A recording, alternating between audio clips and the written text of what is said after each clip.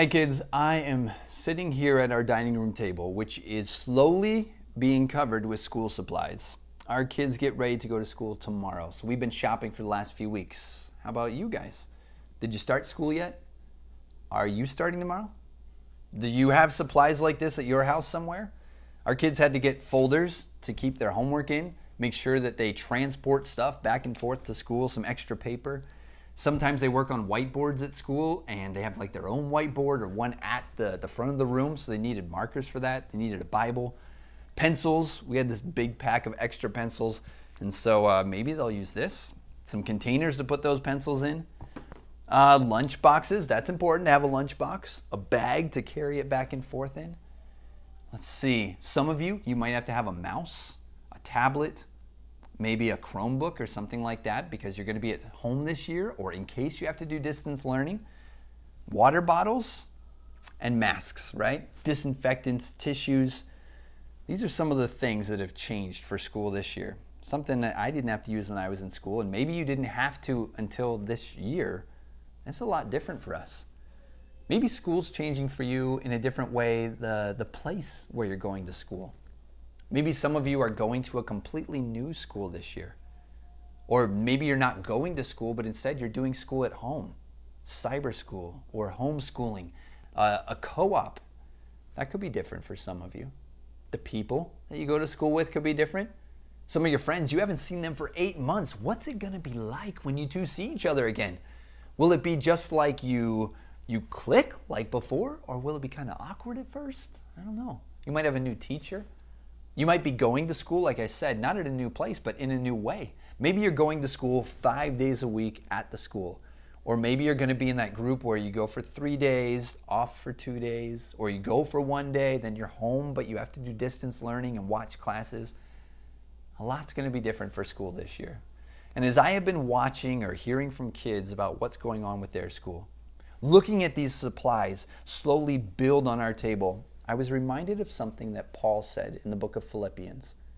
Paul wrote to a bunch of his friends, and at the church in Philippians, he said to them, I am so thankful for you. I am thankful for the way that you provided food when I needed it, the clothing that I needed.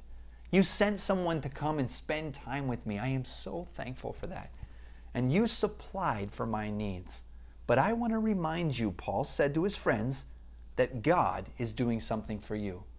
And in Philippians 4, verse 19, Paul said to his friends, and my God will supply every need of yours according to his riches and glory in Christ Jesus. Paul said God has these resources, these riches, and he has those with him in heaven. And God will use those resources to supply every need that you may have. So as I have looked at these supplies building up on our table, I've been trying to think of what could it be that kids would need when they're at school this year. Not just stuff, but beyond stuff, what could God provide for them? What do you think? What might you need this year that God could provide for you? Some of you might have said, friends. God can provide the friends that you need. He could bring back those friends that you haven't seen for months. He might bring new kids into your class that you could discover end up being the best friend you've ever had in your life.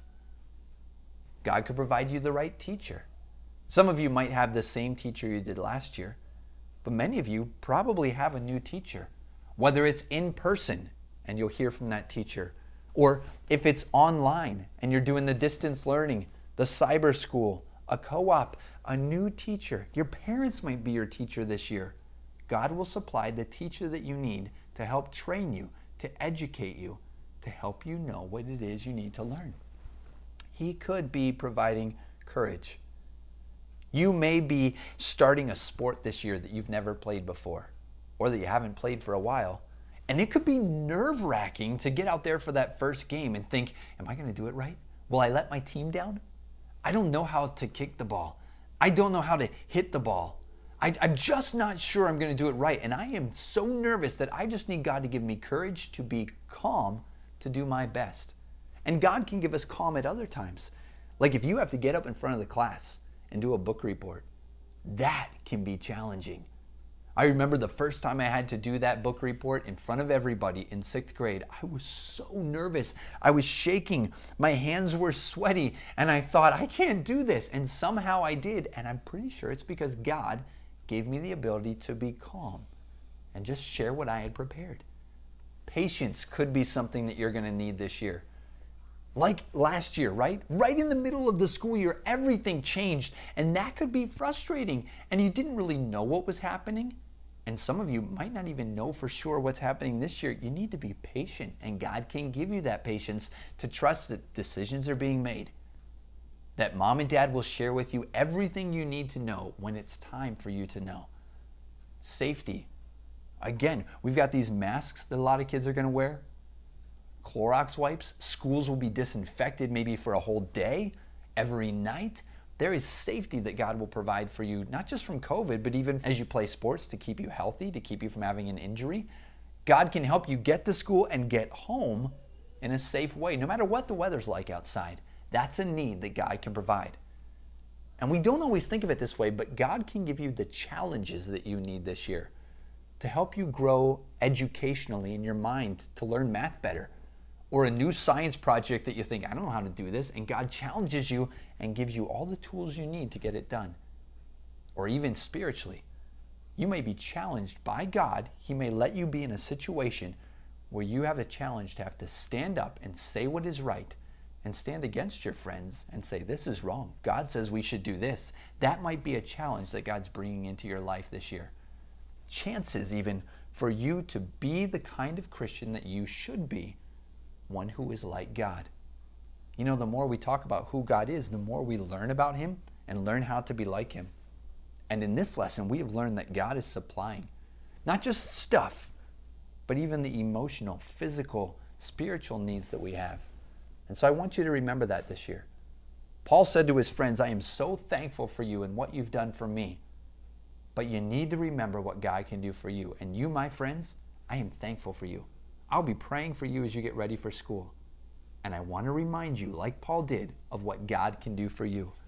In Philippians 4:19, we read, and my God will supply every need of yours according to his riches in glory in Christ Jesus.